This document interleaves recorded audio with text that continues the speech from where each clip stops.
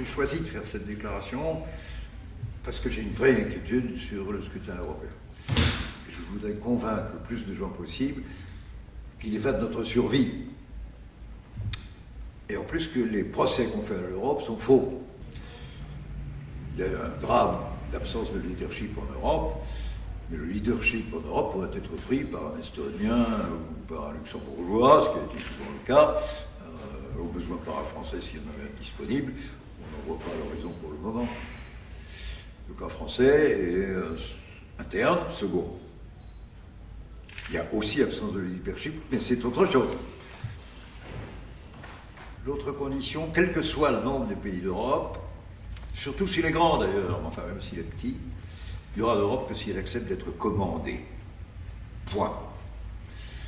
Ce qui est déjà dit au point de départ, qu'il y a un pays qui ne doit pas être dedans pour que ça puisse se faire, c'est celui qui n'en veut pas. Il le dit partout, loyalement, clairement, honnêtement, la Grande-Bretagne. Son départ est une condition préalable. Bon, tout le reste, l'image, la qualité des institutions, le nombre de pays, c'est pratiquement second.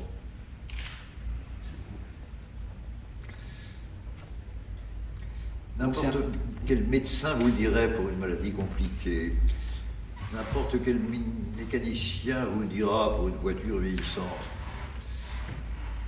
On a besoin de diagnostic précis et de diagnostiquer ce qui crée la difficulté pour tout le reste, pour pouvoir traiter un problème. C'est le cas européen. On peut parler de tout, car il n'y a pas grand-chose qui va très bien. Et ce qui va très mal, c'est le commandement d'une part et l'usage qu'on fait de notre monnaie, ou plutôt l'absence de droit d'usage que nous avons de notre monnaie pour en faire un instrument de bataille économique.